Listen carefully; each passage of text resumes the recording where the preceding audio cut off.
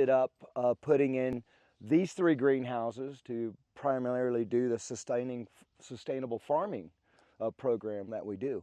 Well, let's just come on in and take a look. In 2015, I had this opportunity to come out here and do a wellness center.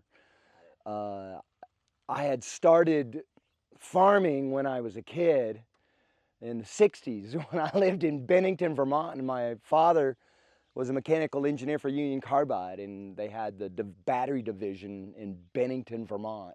And so we lived out on a farm, and to get by in those times, you know, we literally had an acre or 2 of produce that we grew every year, and we literally lived off the land. It was completely organic, and that was something that always stuck with me through my whole life. And so when I had that opportunity to come out here, this was something that I wanted to put back into the program so that we would do sustainable farming. And so the idea is to, you know, actually literally grow produce, and then when people come out to eat, that they would absolutely have something completely fresh and organic, and to know what that tastes like. What we try to do out here is try to teach as well the younger generation so that they could, you know, really know where food actually comes from and where it grows.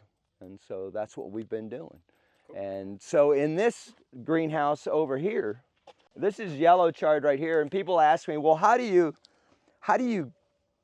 prepare this, and how do you cook this? And I say, well, you really, I don't really prepare it. I just pick it and I eat it because it was growing a couple of seconds ago, and now I'm eating it. So this is what I try to do every single morning for my health. When people come and stay, I always tell them, please go into the greenhouses and eat whatever you'd like. If you'd like to pick a salad, please do that. We're donation-based, we're a nonprofit. It wasn't really about selling the produce, but it was for a monetary value, but more just telling people about what we're doing. Would you accept donations? Absolutely, always accept donations for anything and everything, no matter how large, how small. People would hand me $5 and say thank you, and I'm like, yeah, great, because any donation helps us. Whether it's $5 or $100, it doesn't matter. We are really happy to have people come out and really just share the experience and what we do in the sustainable farming program. The value of organic produce, the nutritional value of that, and that's something that I wanted to do right off the bat, and also helping on the unfortunate, you know, the people who are falling down on, you know, and can't, you know, get a place to live, or, you know, they're otherwise they would be homeless. In this area, in this time, it's a place for people to come back and reset, and to de-stress, and to, you know, just enjoy and take a deep breath, and to eat some good food and relax by an open fire, have some music. It was some things that we've been thinking about a long time. I certainly have been thinking about it, and when this property became available to be able to do that, I was like ecstatic, thinking that I was going to be able to fulfill, you know, my lifelong dream of being able to develop this piece of land so that people can actually come in and enjoy themselves, and, you know, try to get back to neutral, try to get back to an easy feeling, and before they have to take off and either work or whatever it is that they do, that you know, and life is stressful right now. Everybody I know, you know, is going through some sort of hardships, and there's a lot of people that are actually really good people, but, you know, they might have gotten behind on their bills, or they might have got, you know, their credit score is super low, and they don't have a place to go, but they can come here and get a hot shower, get a good meal, have some camaraderie, you know, and feel good about themselves.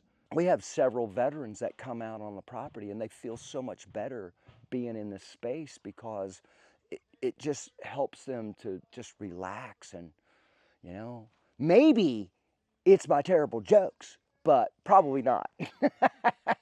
Our idea was to have this stage for festivals where people would come out and camp for the weekend and then and see their favorite artists and have a relaxing time knowing that they don't have to drive anywhere at the end of the night, that they can come and they can camp and then enjoy an outdoor concert. You know, Carolyn, I can't speak enough about my wife. Thank God she came into my life. She has like 10 bands come in and play, and she knows all the reggae bands from in town. And then if they come in and they play, then they can camp for the night. So it's something that we give back to our musicians, that they come in and they play and we hear their music, and then we live stream them too as well. We've had plenty of people want to extend their stay. Yes, absolutely.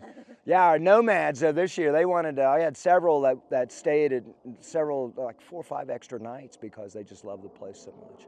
The atmosphere, the openness, the relaxed, vibe, the good vibes that we give. We've always, Carolyn and I are so alike in that way because we're just very easygoing and happy people that just love helping one another, and so they come for the atmosphere, they come for that, but they come for the camaraderie and the community basically is what gets them to, I think, stay longer, because we're just hospitable people. I just love taking care of people. I've taken care of people my whole entire life, and so it seems like it now. Where did the time go, right? I mean, I'm 64.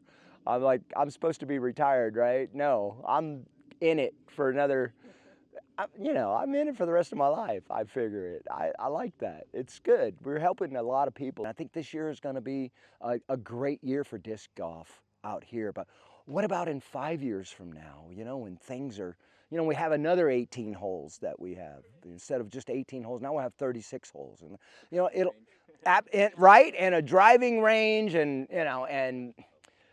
just other areas that we can just expand on and how they go. And we start somewhere and we keep going. And I think what's synonymous with everything is,